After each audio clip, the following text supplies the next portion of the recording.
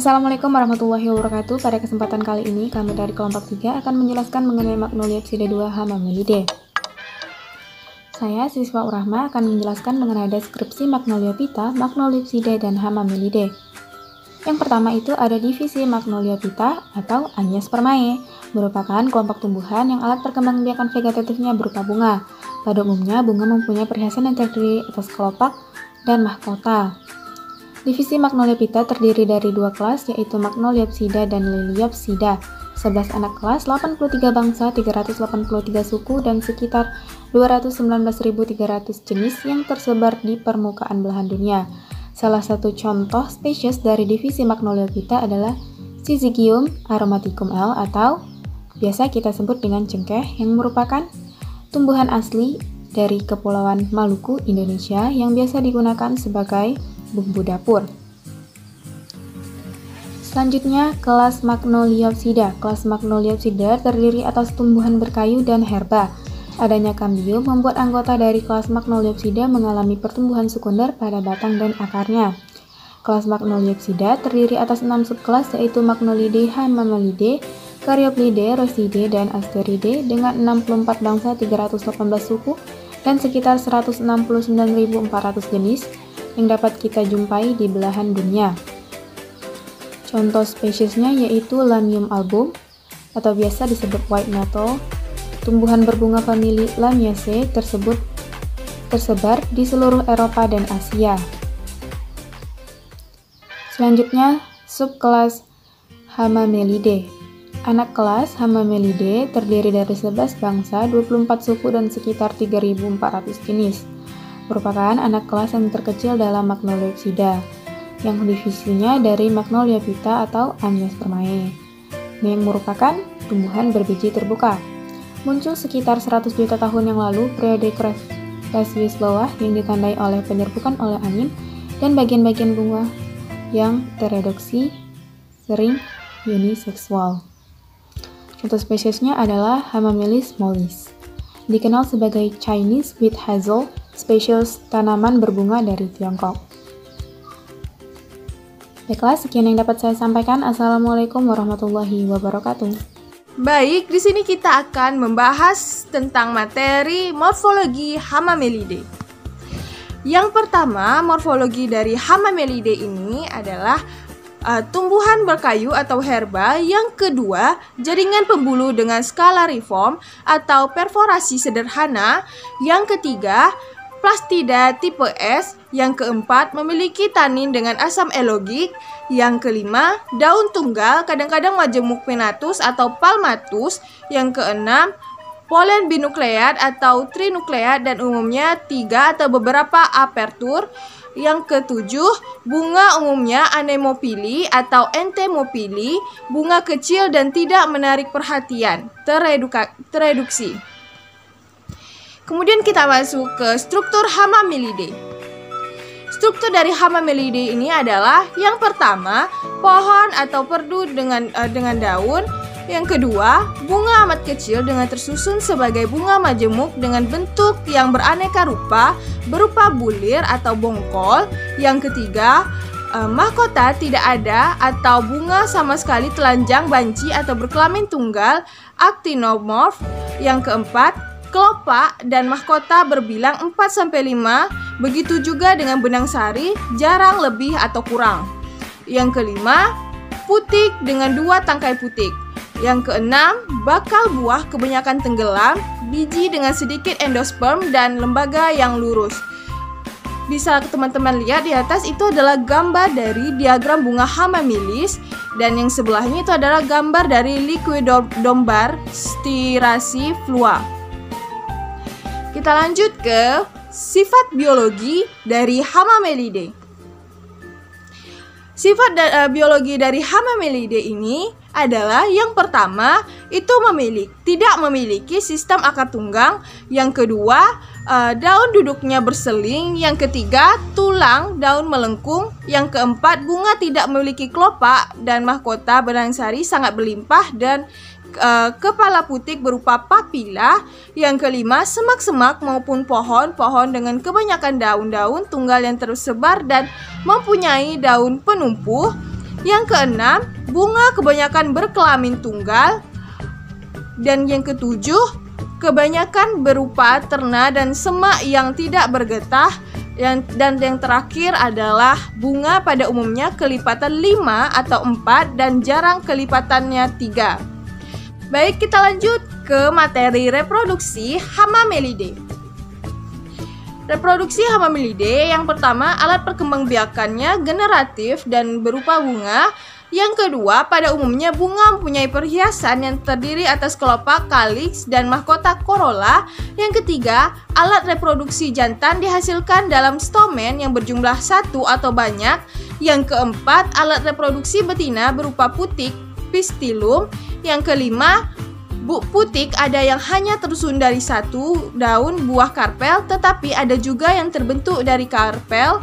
Yang keenam, ovarium mungkin hanya terbentuk dari satu karpel atau beberapa karpel yang bersatu. Biji terdapat di dalam ovarium. Yang ketujuh, penyerbukan oleh angin dan bagian-bagian bunga yang tereduksi sering uniseksual. Teman-teman bisa lihat yang di sebelahnya adalah gambar dari reproduksi Hamamelidae. Sekian dari materi yang saya sampaikan, akan dilanjutkan oleh rekan saya. Terima kasih. Nah, kemudian kita lanjut lagi ke taksonomi Hamamelidae.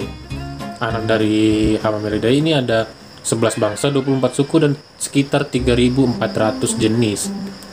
Merupakan anak yang terkecil dalam Magnoliopsida, yang divisinya dari Magnoliophyta dan Angiospermae, tumbuhan berbiji terbuka.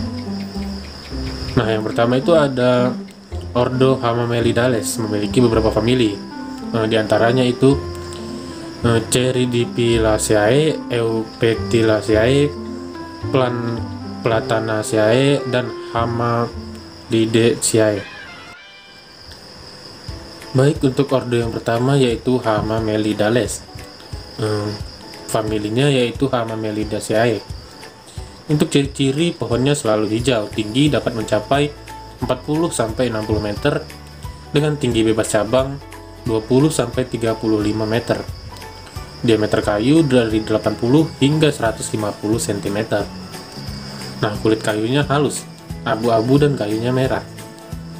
Pohon yang masih muda itu bertajuk rapat dan berbentuk piramid. Letak daun bergiliran, bentuknya lonjong, panjangnya 6-12 cm, dan lebarnya 2,5-5,5 cm, dengan tepi daun bergerigi halus. Bunga berkelamin satu, bunga jantan dan betina itu terpisah pada pohon yang sama, yang artinya dalam satu pohon itu terdapat bunga jantan dan juga bunga betina. Nah, contoh spesiesnya itu ada Phodergilla major, gambarnya ada di atas. Kemudian kita lanjut ke family yang kedua, masih order yang sama, yaitu Hamamelidales. Familinya yaitu Cercidipilaceae. Nah, untuk ciri-cirinya yaitu bunga berkelamin tunggal dan tidak memiliki perian, dan ada tanaman jantan dan betina yang terpisah. Struktur jantan maupun betina yang tampak seperti bunga sebenarnya adalah kumpulan bunga. Masing-masing bunga direduksi menjadi beberapa benang sari atau satu karpel. Mampu menghasilkan kayu yang kuat untuk konstruksi rumah dan juga furnitur. Nah, untuk contoh spesiesnya di sini ada Tetracarpea tasmanica. Kemudian kita lanjut ke famili yang ketiga, yaitu Platanaceae, berupa pepohonan dengan daun meruncing, tersebar dan memiliki daun besar dan juga lengket. Bunga tersusun dalam rumpun, berjenis kelamin tunggal, bertempat satu, hiasan kelopak ganda atau cuma. Bernomor 3-7 mahkota mirip selaput. Bunga jantan dengan 3-8 benang sari, sama dengan jumlah daun taju, disusun dalam dua lingkaran. Kepala benang sari dengan penyambung benang sari berbentuk perisai. Bunga betina dengan 1-8 tunas buah apokar. Tunggang, tiap tunas buah berisi 1-2 tunas biji.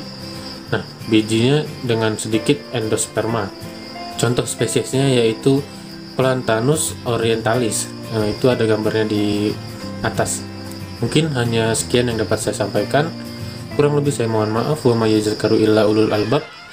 Wassalamualaikum warahmatullahi wabarakatuh. Saya Jenny Rezeki Lumban Gaul. Selanjutnya saya akan membahas materi kita mengenai Ordo Urticales.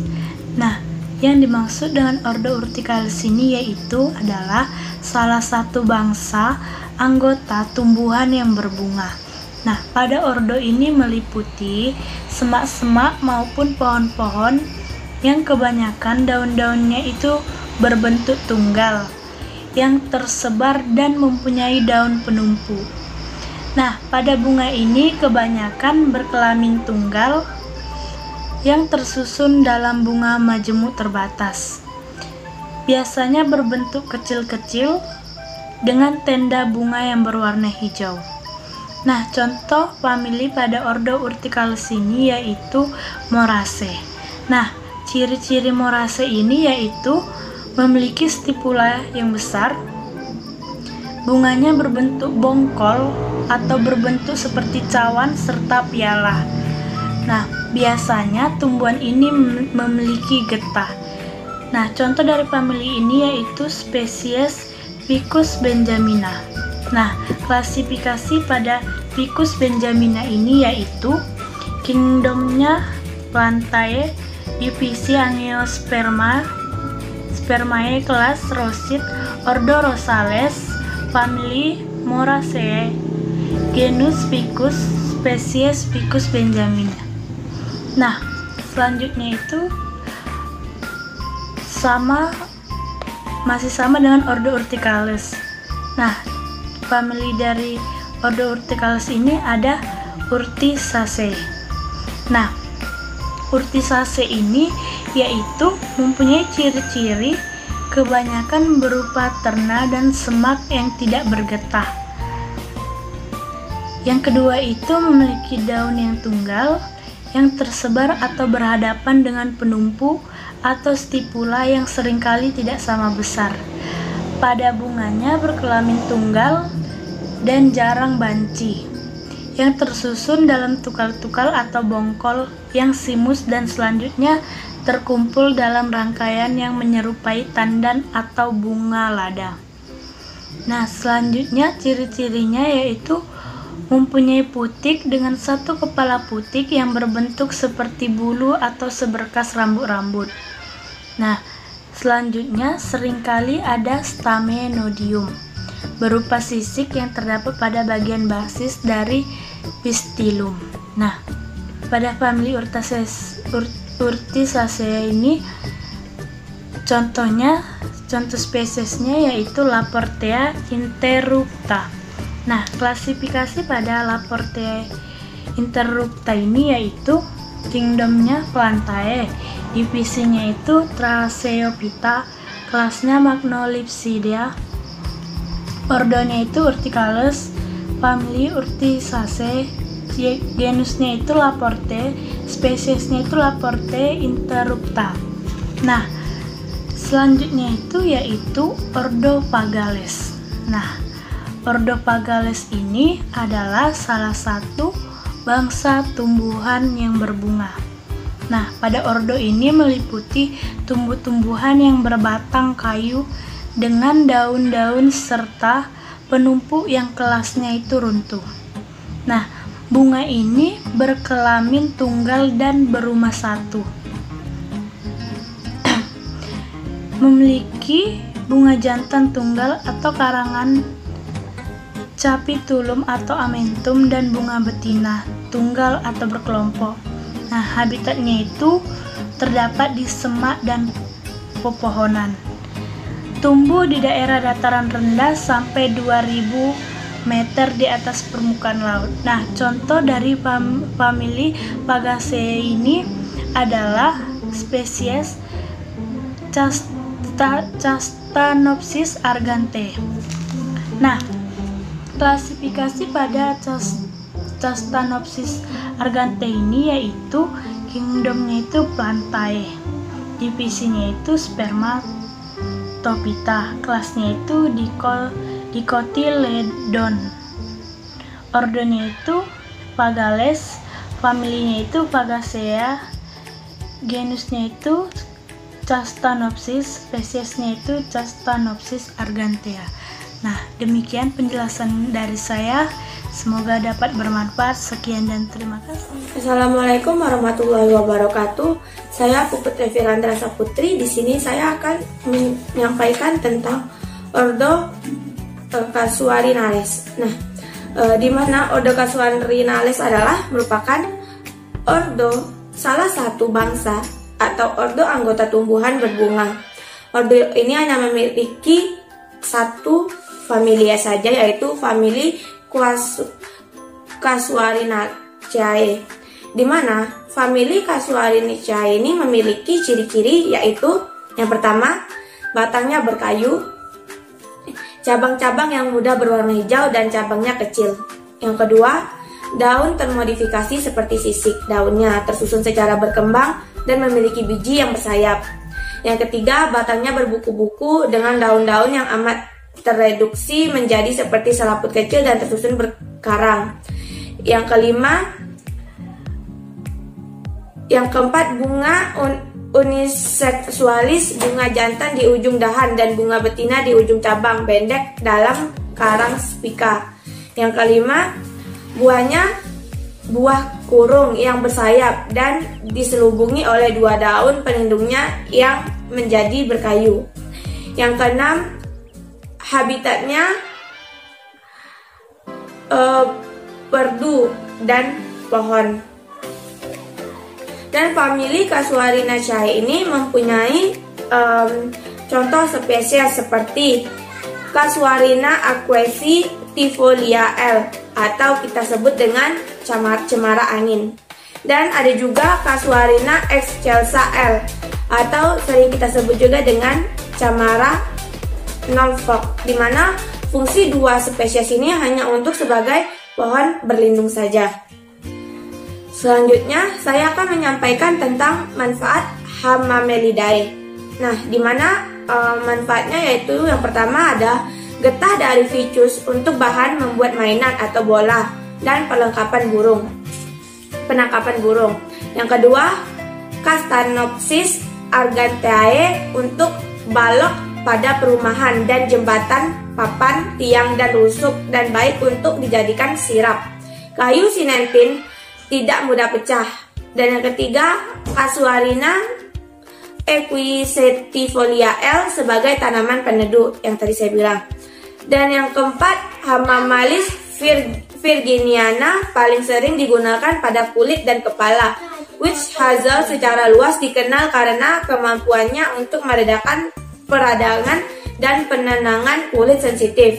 Yang kelima, daun jelatang mengandung zat besi tinggi untuk mengobati anemia dan mengatasi kelelahan pasca kelahiran. Sekian materi yang dapat saya sampaikan. Bila ada kesalahan dan kekurangan, saya mohon maaf. Wassalamualaikum warahmatullahi wabarakatuh.